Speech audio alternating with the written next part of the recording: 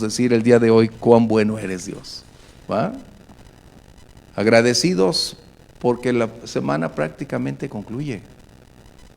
Y tú y yo seguimos de pie, el Señor nos ha dado salud y nos ha permitido un lugar donde reunirnos. Le hemos adorado y ahora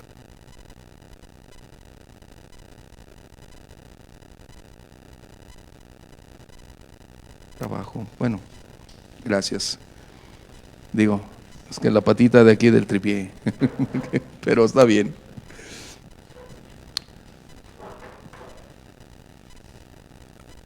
Esto que vamos a tocar es un tema muy actual, pero que precisamente debido a la modernidad, una gran mayoría de padres ha considerado el tema de la corrección como algo pasado de moda, como algo carente de efectividad.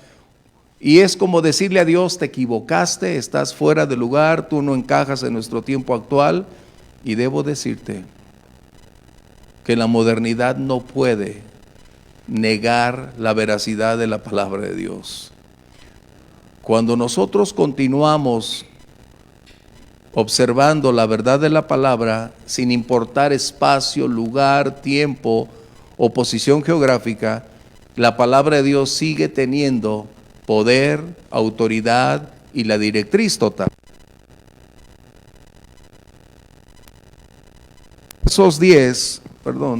Versos 11 y 12. Ahí me acuerdan cuando sean las 10 de la noche, por favor. Dice el predicador: no menosprecies, hijo mío, el castigo de Jehová, ni te fatigues de su corrección. Y nos da la razón, porque Jehová al que odia castiga. ¿A quién? Al que ama castiga, como el padre al hijo consentido, a quien le da todo y no quiere que le pase nada. ¿Cómo dice? A quien quiere. Wow. Este es un tema controversial. Y controversial para quienes hoy en la modernidad y en aras de una posición académica, de instrucción, de enseñanza, niegan la realidad de la corrección. Y esa postura se respeta. Pero la generación prácticamente que tenemos, la gran mayoría, es el resultado de este suceso de no propiciar corrección, disciplina en los hijos. Un movimiento que inició en la Unión Americana: déjalos, no les digas nada, déjalos desarrollar su creatividad, no los toques. Es la generación que tenemos. Wow. Y necesitamos darnos cuenta que aunque respetamos esa postura, la Biblia tiene la directriz, la palabra específica para cuando eres padre, cuando vas a tener hijos y qué hacer. Porque a veces queremos ser mejores que el pan. No, a mi hijo que no le pase lo mismo que a mí. Todo lo bueno que tienes es el resultado de la instrucción que tus padres colocaron en tu vida. Amén. Yo tuve un papá como sargento mal pagado, pero lo bueno es a causa de su inversión y su perseverancia en que las cosas resultaran bien. ¿Qué estamos diciendo entonces? Que no podemos formar una generación de líderes si no tienen el sustento eficaz para llegar el día de mañana a una posición de liderazgo. Los millennials y la generación actual piensa que solo los talentos y habilidades son requisito indispensable para alcanzar una posición y una estatura. Pero mientras no se tenga el sustento real de cómo educar, cómo instruir, qué hacer, esto se va a perder. No solo la iglesia adolece de líderes, nuestro entorno social político demanda líderes. Una gran cantidad de empresarios el día de hoy son improvisados, carentes de un alto grado de efectividad. ¿Por qué leemos Proverbios? No sé si te has preguntado. ¿Para escuchar consejos? ¿Para saber qué pensaba el ¿El Eclesiastés, es decir, el maestro, el predicador? No. Te voy a explicar cuál es la razón de por qué Dios nos legó Proverbios. Proverbios fue el libro esencial de liderazgo. Fue escrito para producir una generación de líderes dentro del pueblo de Israel, para que ellos estuvieran capacitados y equipados en cada área de su vida para saber qué hacer, cómo tomar decisiones, de qué manera conducir a su pueblo y también cómo lograr que su pueblo tuviera una mayor relación con Dios. Así que cada vez que tú vayas a leer Proverbios, está hablándole a personas que deben tener un llamado, una aspiración hacia lugares altos donde Dios los va a colocar. Esa era la razón de que se leyera Proverbios. Ni la riqueza ni el éxito tendrán la oportunidad de llevarnos a una posición sólida, estable, para tocar a otros, a menos que no se tenga también corrección. Eso es muy importante. Por eso el verso que leímos, verso 11, dice: hijo mío, no menosprecies la disciplina. La palabra menospreciar es limitar, minimizar, considerarla en poco o tenerla en poco, y ese es el punto. La iglesia ha venido perdiendo el impacto de esta área que es corrección o disciplina, porque son temas que no nos agrada que escuchar, porque hay algo que corregir.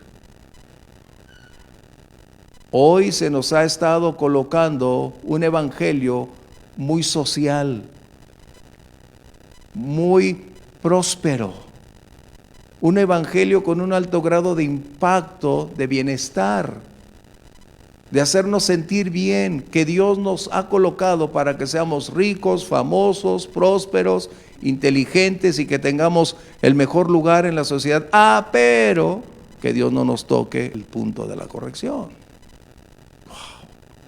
Yo me pregunto, ¿qué harán los papás el día de hoy con sus hijos? Porque me toca ver papás donde digo, y mi esposa siempre me dice, es que así son los papás de hoy. Por eso los niños que tenemos, en su gran mayoría es así. Bueno, no sé si a ustedes les toca ver niños ejemplares en la calle, me toca ver de todo. Y especialmente en los lugares donde los niños hacen sus pequeños actos de aparición, cuando hay juguetes y no se los compran, y cuando empiezan a decir cosas, cuando los papás no tienen el tiempo, el momento, o hay papás que todo tienen que hacer conforme el niño demanda. Claro, no todos aquí tienen hijos, pero lo que vamos a tocar es que Dios trata con nosotros como los padres deben tratar a sus hijos. Si yo preguntara ¿cuántos de ustedes les pegó su papá? ¿Cuántos levantarían la mano? ¿Quién? A mí no. A mí fue el que más me pegaron en mi casa. Y la pregunta es, nosotros asociamos la corrección con algo que es doloroso, castigo, y que en ocasiones va a generar, como dicen algunos, un trauma. Mira, fuimos una generación que creció con la chancla, con el fajo, con coscorrón, y nunca tuvimos un trauma, déjame decirte. Esos son, como dijeran en Puerto Rico, mentiras del diablo, ¿verdad? Pero cuando hablamos de corrección, no estás hablando de una acción punitiva. Ese es el problema. Muchos padres se enojan cuando hay algo no correcto y lejos de instruir, golpean porque se cansaron. Pero mira, tú y yo sabemos un texto que es Proverbios 22:6. Instruye al joven en su camino. ¿Qué? Pues yo no veo muchos padres instruyendo a sus niños, ya los quieren educar cuando son adolescentes o cuando son grandes. Este principio aplica en lo espiritual y en lo natural. Déjame decirte, aplica para bien y aplica para mal, de acuerdo donde coloques. ¿Por qué crees que las agendas lésbico-gay están haciendo todo un esfuerzo para conquistar los niños? ¿Por qué crees? Porque ellos saben que si a un niño le colocan estas perversas semillas, tarde o temprano puede ocurrir lo que ellos esperan.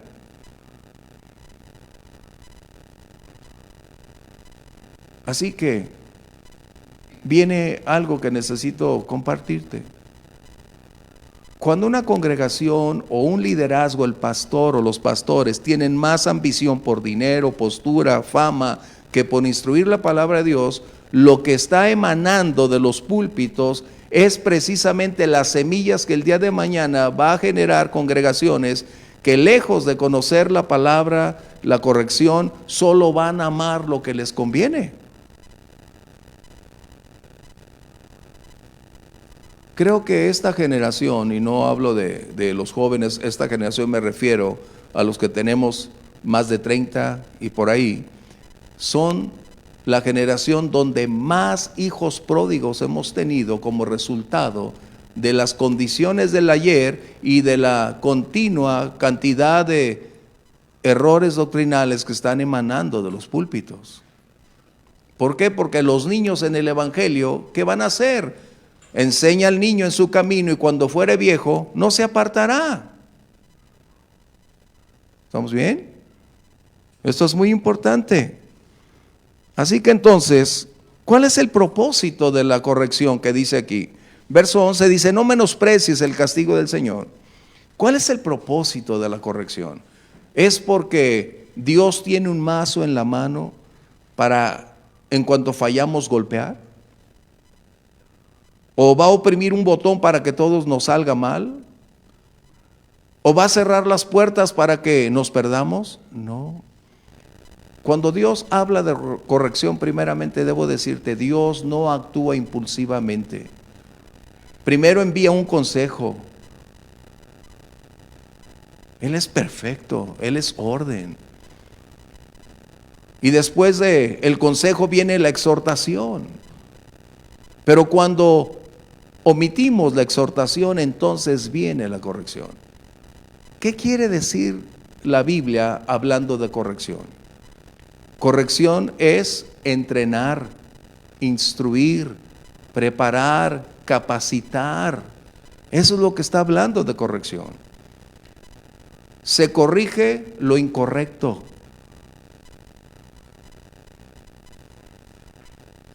Se corrige lo que no es grato, para que no vuelva a repetirse esa condicionante y se vuelva una costumbre, un estilo de vida, y posteriormente no se pueda erradicar esa conducta a lo largo de los años. Para mí resulta más trascendente y darme cuenta que cuando las personas omiten la corrección, están anulando y limitando el mejor futuro de la generación que tienen enfrente. ¿Por qué pregunté que si los papás los habían castigado? Nuestros padres quizás no tenían toda la sabiduría para explicarnos los porqués de la disciplina o de la corrección. Pero sus acciones definían que había un alto grado de interés para que nosotros pudiéramos aprender cómo deberíamos comportarnos hoy para que el día de mañana fuésemos personas de impacto.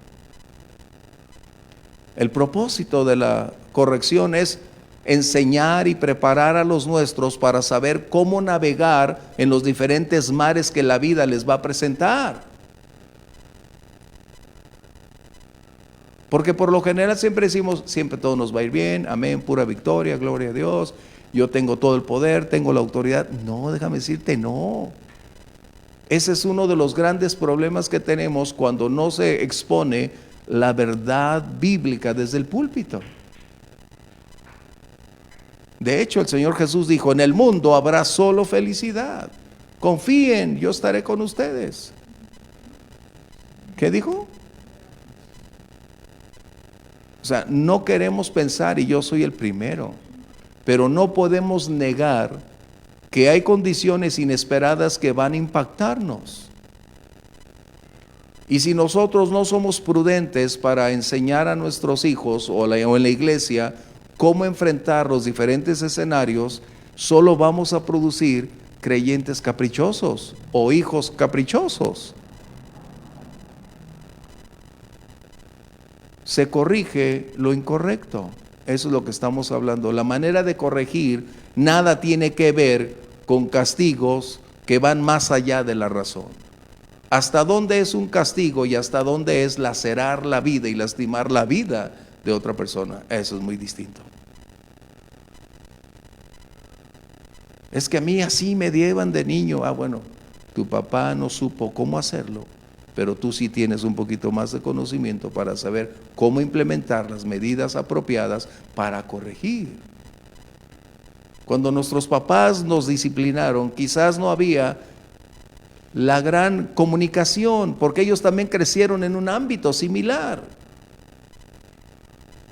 Pero su amonestación, su intervención, propició que nosotros cambiáramos de rumbo y no duplicáramos esa conducta que el día de mañana nos iba a llevar por una senda totalmente opuesta.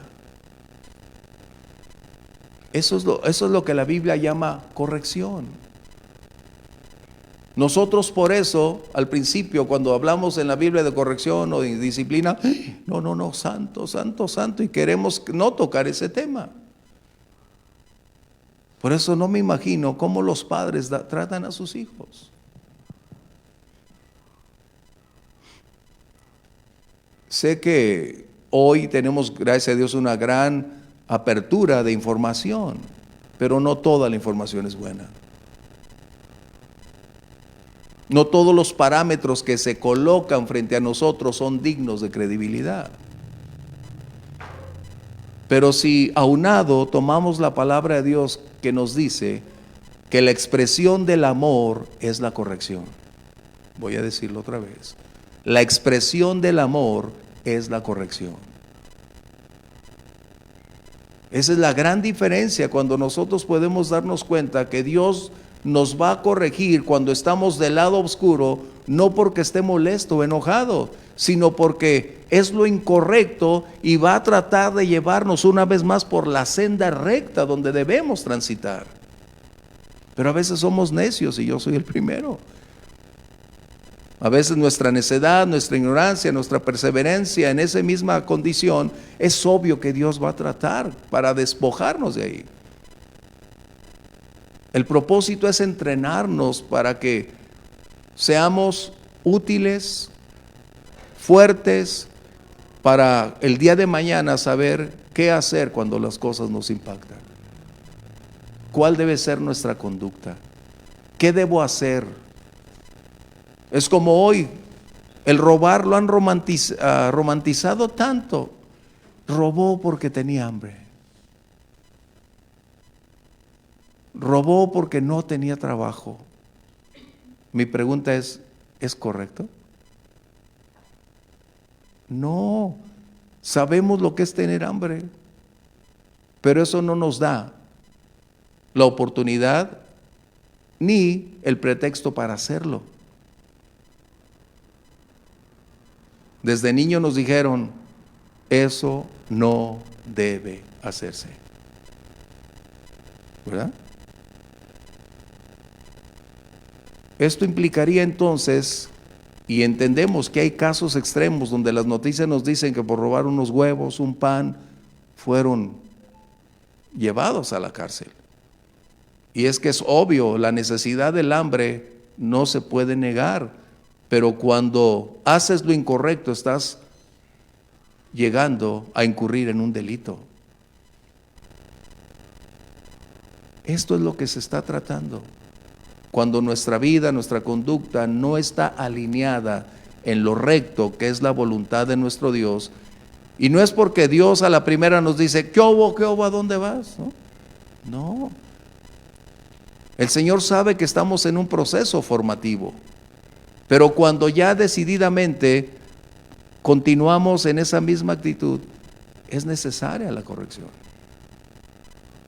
Es imprescindible.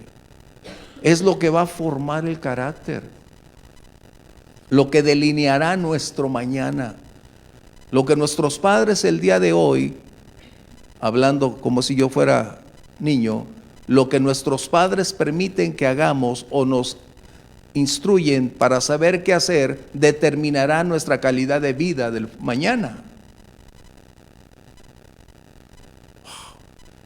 Y en la iglesia es igual. Cuando tenemos una permisividad enorme, cuando lejos de colocar los parámetros que nos permiten ubicarnos, dónde caminar, qué es lo grato o no grato delante de Dios, ese será el parámetro que nos va a permitir caminar en la voluntad que es lo recto, lo apropiado, lo aceptable de nuestro Dios. Pero también dice aquí este verso 11, no te fatigues de su corrección. Wow. Lo que está diciendo es, si hay alguien interesado en que nosotros demos en el blanco, es Dios.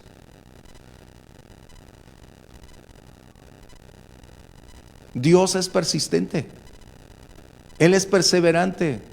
Aunque como hijos digamos, déjame en paz, ya no quiero, el Señor va a seguir. Pero la pregunta aquí surge, ¿por qué a unos sí y a otros no? ¿Por qué a unos viene una corrección y la medida de la corrección es acorde a la falta? Eso debo decirte. ¿Ok? Eso es lo correcto. Es como, hay niños que son asesinos, los deben juzgar de la medida acorde a la falta que hicieron. Es que era un niño, no son niños. Desde el momento en que hacen algo tan ingenioso, tan pensado, con alevosía y ventaja, no puede ser eso. Así que, ¿qué hacer con la disciplina? Mencioné que el amor es la acción que propicia a Dios o a un padre corregir lo incorrecto. No es el coraje, no es la imposición, es la esencia misma de tener hijos. Y cuando el púlpito se convierte también en un escenario donde no hay límites, donde no hay instrucción apropiada, donde no se enseña cuál es la verdadera voluntad de nuestro Dios, se tiende a desviar, a salir y decir, no, aquí el pastor es tan agradable, aquí no hay limitantes, aquí no hay prohibiciones, todo aquí es tan agradable.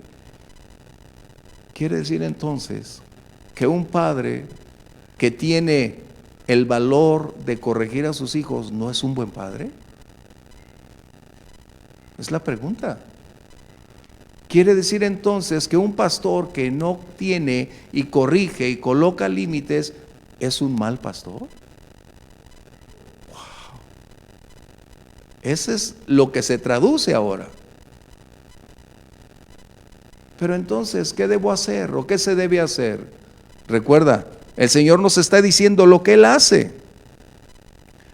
Y el escritor de Hebreos, este mismo texto lo coloca desde otra perspectiva en el capítulo 12, versos 5 y 6, lo coloca diciendo que al que ama, Dios disciplina. En otras palabras, solo a quien se ama o forma parte de Él se disciplina. Y mencioné, entonces, ¿por qué a unos sí y a otros no?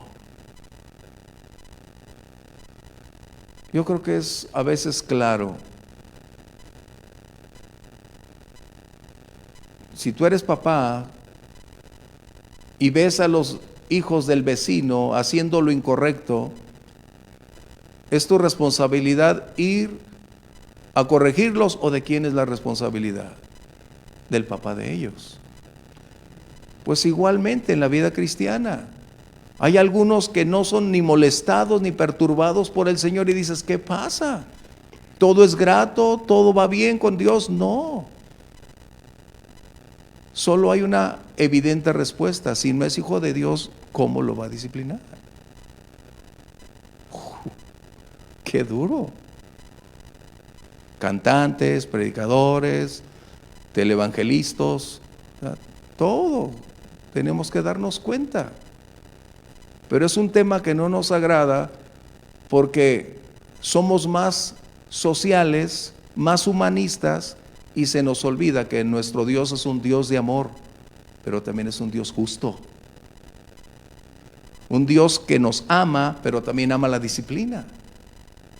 Un Dios que nos ha dado la revelación de su voluntad para que caminemos con Él. No somos perfectos ni lo seremos mientras estemos bajo estos zapatos. Pero el propósito es que tú y yo cada día reflejemos más el carácter de Cristo. Que cada vez caminemos, a pesar de nuestro entorno social, caminemos más creyéndole a la palabra de Dios y ajustándonos a sus parámetros que a los parámetros del mundo. Así que corregir entonces es educar, es instruir a nuestros hijos o instruir a la iglesia en cómo debemos comportarnos. Hoy, por ejemplo, si hay en algún lugar, en alguna iglesia que ya también se ha perdido esto, que hay a alguien que le infringen una disciplina o un correctivo, uy, qué malos en la iglesia, no tienen amor, se van a ir al infierno, esto no es del Señor. Eso es algo que debe ser parte de nuestra vida. Debemos tenerlo claro. Mencioné que la disciplina es acorde a la falta. ¿Estás de acuerdo? Eso es importante. Yo esta semana, pues tengo tiempo leyendo Proverbios y no acabo, no salgo de estos capítulos. Y cada vez parece que me doy cuenta que estoy aprendiendo. Como que todo mi trasfondo, mi tiempo de atrás, solo fue como el escenario de preparación para lanzarse ahora y ver desde otra perspectiva con más claridad, con amor, con misericordia, pero ser más contundentes, más claros, enseñar con mayor intensidad, porque los tiempos son malos, los tiempos son críticos. Y justo aquí es donde entramos, porque menospreciar la corrección es limitar nuestro mañana. Desechar la instrucción es renunciar a una mejor calidad de vida. Tú te preguntas, ¿por qué tenemos tantos ladrones? ¿Por qué tenemos tanto daño, tanto mal? Es porque los padres no hicieron su trabajo.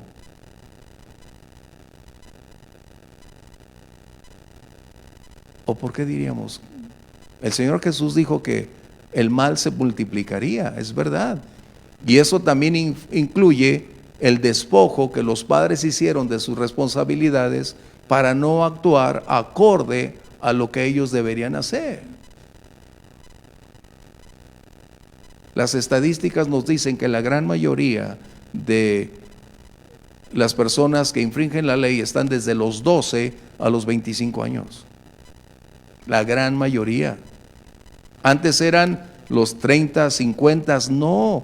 Hoy tenemos un segmento con un alto grado de violencia, de poder, a causa de que los mismos padres no les importa cómo vivan los hijos o cómo les traigan dinero, tú sigues haciendo lo mismo. Y ven, qué increíble. Yo creo que necesitamos entonces volver a las sendas antiguas. No es que quiera poner una corrección con ustedes, no. Pero si no enseñamos todas las doctrinas emanadas de la Biblia, yo estaría faltándole a Dios. El apóstol Pablo dijo en el capítulo 20 del libro de los Hechos, porque no he rehuido enseñarles parte del consejo de Dios. Todo el consejo de Dios. Ese es el secreto de una sana enseñanza. Ese es el requerimiento de todo ministro, como de todo padre, enseñar todo lo relacionado con su entorno. Y mientras el pastor no instruya correctamente a sus ovejas, ¿cómo entonces caminarán con Dios? ¿Cómo harán lo recto? ¿O será que utilizaremos la vara para intimidar y para forzar? No, la obediencia es por amor. El caminar con Dios es por amor y gratitud.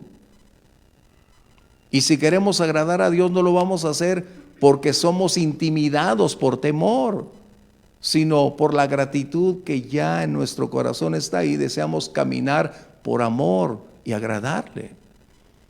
Pero es necesario entonces que tú y yo podamos comprender que la corrección no es un tema pasado de moda, no es de los oldies, no es de los que tienen más de 60 años, no es porque es una iglesia primitiva, no es porque hay padres dictadores, no. El propósito es propiciar una instrucción sana, sólida, de la mano, paso a paso, para ir formando y forjando el carácter, para que se tengan los parámetros de qué es lo recto de lo incorrecto, hacia dónde está el final y cómo llegar a él, qué hacer cuando vienen las circunstancias adversas. Ese es el propósito. Para eso es la verdad de la palabra. Es importante que conozcamos este tema. Los que ya somos papás sabemos que ya hemos transitado por ahí, y a veces los hijos no quieren disciplina, pero no es opcional. A ver, déjame ver si en el verso 12 dice, porque Jehová da opciones. ¿verdad? Él dice directo, porque al que ama, corrige. ¿Cómo qué? Y nos da el parámetro como el padre al hijo, a quien quiere. La corrección, reitero, no es punitiva, no es que Dios va a colocar una condicionante que nos lastime, nos hiera, no, no, no. Él primeramente llama nuestra atención. No estamos hablando de los procesos, pero simplemente decirte, primero Dios nos da el consejo. Es como si nos sentara y nos dijera, mira, escuché esto, es necesario que cambies la dirección. Cuando no, entonces viene la exhortación, pero siempre la hará con amor. Y aún la disciplina, aunque nos duela, es con amor y por amor. Ninguna disciplina es bienvenida. Gracias, Señor. Yo me acuerdo que mi papá me ponía no 3, las que quería, y nunca le dije, gracias, papá, qué bueno eres. Es más, que sea doble. Nunca, nunca. Mencioné que nuestros padres en su entorno nunca nos dijeron el por qué hacían esta actividad o esta acción. Pero años después te das cuenta que aún lo que no dijeron con sus labios, sus acciones revelaron que el castigo, la corrección, era el resultado de su amor por nosotros para ubicarnos, para conducirnos y corregir lo que se requería. Así que entonces, educar, entrenar e instruir es la acción formativa que tú y yo tenemos. ¿Por qué van a la escuela? Que ya van a regresar la mayoría, ¿verdad? Y algunos mamás, ¿no? ¿Por qué van a la escuela? ¿O por qué asistimos a la escuela? Para recibir conocimiento, instrucción, para prepararnos para hacerle frente al día de mañana. Pero ¿por qué en el hogar entonces se debe omitir? Cuando en el hogar es la esencia misma de lo que somos y seremos. El hogar es el que educa. Los padres son el modelo principal que los hijos tienen para ir adelante. Qué importante entonces que este tema no se nos olvide. No estoy anticipando un escenario para decir, el día de mañana voy a castigar a este. No se trata de eso. Es necesario que conozcamos qué dice la Biblia sobre este aspecto. Y si tú eres papá y omites a tus hijos castigar, es respetable, pero el día de mañana aparecerá en el escenario lo que se hizo, se dejó de hacer. Es como me ha tocado a mí mi papá, mi mamá nunca me pegó. Por eso están como estamos. O sea, no es porque le pegue, reitero, la Biblia no dice que es una acción punitiva, castigar, no, es corregir lo erróneo, lo desviado, lo equivocado, ¿no? Y que sea una de esas doctrinas que nunca olvidemos. Un pastor mencionó que cuando estaba chico, su papá lo castigó y lo puso como 1 hora frente a la pared. Yo creo que ha de haber cerrado los ojos de ese niño. Hoy él es pastor y él estaba mencionando eso. Y a veces no queremos. Fíjense, su papá lo castigó viendo ahí las hormigas ahí pegado a la pared 1 hora, y hoy es pastor, quiere decir que no hubo trauma, ¿va? Así que el día que ustedes tengan hijos, el Señor les dé sabiduría, pero en este libro está el manual de qué se debe hacer. Y nosotros como creyentes también tenemos un libro que nos dice que cuando Dios trata con nosotros en lo individual, Dios está buscando nuestra atención para corregirnos. A veces las cosas no te van a salir como esperas. O a veces las circunstancias van a ser contradictorias. Y seguimos orando, ayunando y convocamos a todo el grupo de oración, oren por mí. Pero a veces es donde tenemos que decir, Señor, hay algo en mi vida que no es recto delante de ti. Estás llamando mi atención para decirme que hay cosas que no son gratas. Ramosita y Grimaldo se van a acordar muy bien cuando empezábamos la vida cristiana. Aquella mujer nos decía, ¿qué le hiciste a Dios? Ella era con la espada desenvainada y nos acusaba que lo que nos sucediera porque le habíamos fallado a Dios. Y ahí estábamos ahí toda la noche, Señor, perdóname. Y hasta inventando cosas. ¿De dónde me fui? ¿Qué te hice? No. Cuando Dios trata con nosotros, debe haber la posibilidad, y tú y yo sabemos porque nuestra conciencia también es un juez que está ahí. Porque a veces es más fácil delegarle la responsabilidad al diablo, a las circunstancias, a otros, que darnos cuenta y decir, Señor, es verdad, perdóname. Hay algo que no he confesado, hay algo que no es grato, hay algo que todavía no he corregido. Qué tremendo, ¿no?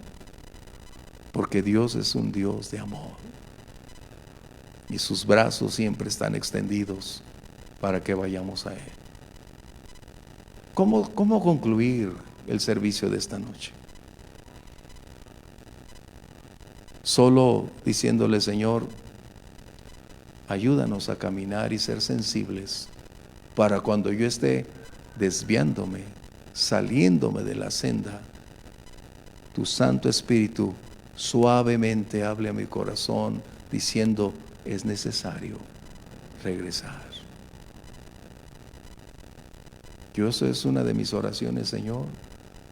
Aun cuando decida yo ir en sentido opuesto, no me permitas ir más allá. Habla mi corazón para decir que tengo que regresar a la senda correcta. ¿Quieres ponerte de pie, por favor? Y terminar con esto.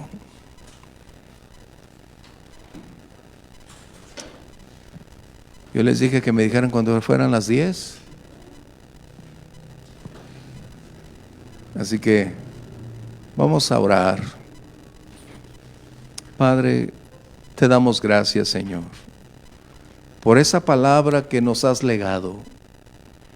No es una amenaza, es el consejo más grande que podemos recibir cuando intervienes para hacernos saber que aun cuando nuestra mente, nuestros intereses o inclinaciones nos dictan hacia dónde dirigirnos, gracias, porque estás ahí, Señor, para corregir cuando nos desviamos, cuando equivocamos el rumbo.